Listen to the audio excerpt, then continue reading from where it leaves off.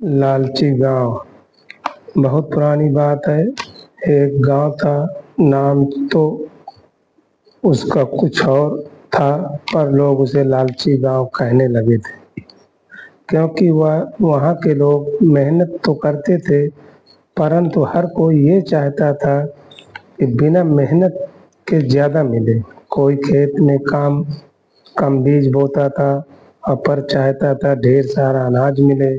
कोई गाय को आधा चारा खिलाता था, लेकिन चाहता था कि दुगना दूध मिले।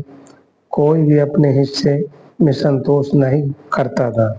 गांव के आपसी भाईचारा भी नहीं था। हर कोई अपने पड़ोसी की बाड़ी देख करके ईर्ष्या करता और सोचता था मैं इससे ज्यादा पालूं। साधु का आगमन। एक दिन तपस्वी साधु उस गांव में आया। साधु साधारण कपड़े पहने, मस्त हंसी वाले के आंखों में गहरी चमक लिए थे।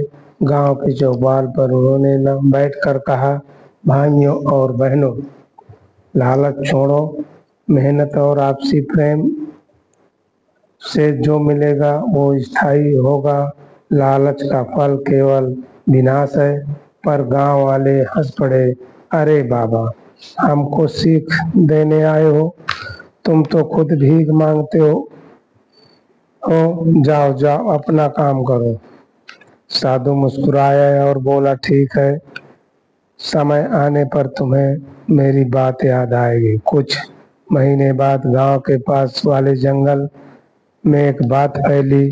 जंगल के नीचे गड़ा हुआ एक खजाना है। किसी चरवाहे ने खुदाई करते समय पुराने सिक्के निकाले थे। बस बराबर फैलते हुए पूरे गांव में खलबली मच गई। सब लोग लोहे के औजार लेकर के जंगल की ओर दौड़ पड़े। हर कोई यही चाहता था कि खजाना सबसे पहले उसी के हाथ लगे। फूट और धोखा। जंगल के भीतर सचमुच एक पुरानी हड्डी मिली। उसमें सोने चांदी के सिक्के भरे थे। गांव वालों की आंखें चमक उठी। पर सवाल उठा, बांटा कैसे जाए? एक बोला, गांव के प्रधान को ज्यादा मिलना चाहिए।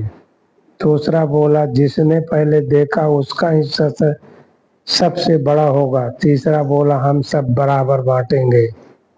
बात बराबरी की आई तो सब चुप, क्योंकि हर किसी को ज्यादा चाहिए था। धीरे धीरे आपसी खटपट झगड़े में बदल गई। कोई किसी के पीठ पीछे सिक्के छुपा रहा था, कोई दूसरे के भोजन में जहर मिला रहा था। गांव में दोस्ती और भाईचारा खत्म होकर अंधविश्वास और ईर्ष्या छा गई। साधु का श्राप।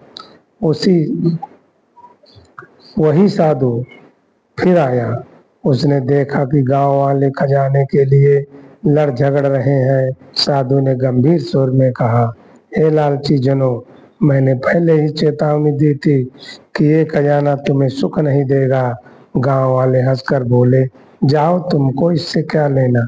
साधु ने अपनी हथेली उठाई और बोला, तो सुनो, ये खजाना अब तुम्हारे लिए अभिशाप बनेगा। ये कह करके वो वहां से चला गया। खजाना का पत्थर बन गया।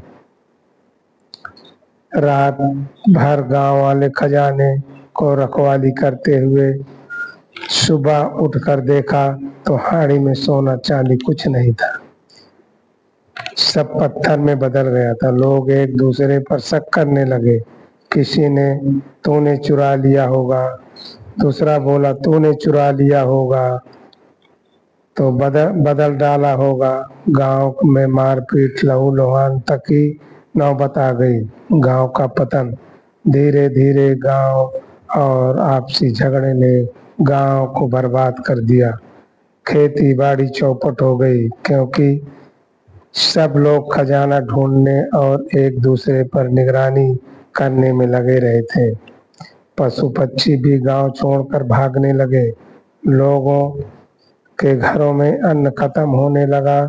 बच्चे भूखे मरने लगे, पर कोई भी अपने पड़ोसी को एक दाना देने को तैयार नहीं था। कुछ लोग की समझदारी। इसी हालात में गांव के कुछ बुजुर्ग आगे आए। उन्होंने कहा, अभी समय है, अगर हम सब मेहनत और आपसी सहयोग से काम करेंगे तो गांव फिर से बच सकता है।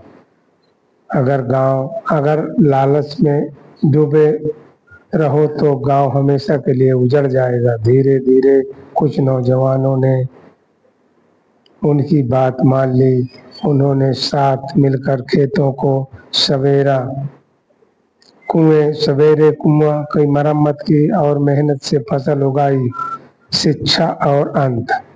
कई सालों बाद फिर से हरा भरा हो गया, लेकिन उस गांव का नाम लालच गांव ही रह गया, ताकि आने वाली पीढ़ी सबक ले सके। लोग कहते हैं कि लालच से सभी सुख नहीं मिलता, लालच से कभी सुख नहीं मिलता, मेहनत और संतोष से ही सच्चा सुख है। लालच का अंत सदैव विनाश है। जो भी इंसान ये समाज मेहनत और ईमानदारी छोड़कर लालच में डूबता है, उसका पतन जरूरी तय है। नमस्कार।